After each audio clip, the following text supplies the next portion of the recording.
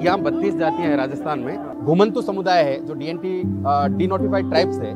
ये समुदाय अलग अलग समस्याओं से जूझ रहे हैं। खास तौर से इन समुदाय के जो संकट है वो पहचान का संकट है। सबसे बड़ा है कि डॉक्यूमेंटेशन का मुद्दा है, क्योंकि इनके पास आईडी कार्ड नहीं होते हैं। ये चलते फिरते वाले लोग हैं, तो आईडी कार्ड नहीं होने की वजह से सारी सरकारी योजनाओं से वंचित हो जाते हैं। सरकार ने अभी भी एक ऑर्डर निकाला कि इन सब लोगों को आवास के लिए जमीन दी जाए। सरकार आपके द्वारा प्रशासन गाँव के संग करके कैंपेन चलाया, उसमें विशेष ऑर्डर भी जारी किए कि इन लोगों को पट्टे दिए जाए।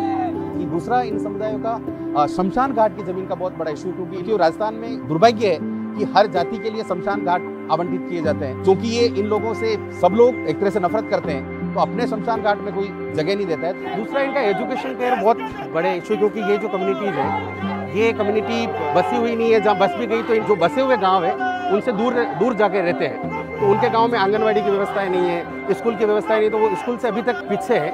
और दूसरा, इनका सबसे बड़ा जो चीज है वो कल्चरल आइडेंटिटी है। आज के दौर में इनकी सारी सांस्कृतिक पहचान खत्म की जा रही है। आरएसएस ने हमारा पूरा आजीविका को खत्म कर दिया, हमारे लोगों को पीटा मारा, उनकी पूरी आइडेंटिटी को खत्म कर रहे हैं वो लोग। तो हमारी ये भी इनसे बात हुई कि आप ऐसे लोगों को, सरकार ऐसी आवास नीति बनाए कोई जाए और विशेष प्रयास किए जाए। कहीं भी इनको राजनीतिक प्रतिनिधित्व नहीं दिया गया है, उनको ग्रास रूट लेवल पे जहाँ संगठन है वहाँ पे उनको प्रतिनिधित्व दिया जाए, सत्ता में उसको प्रतिनिधित्व दिया जाए।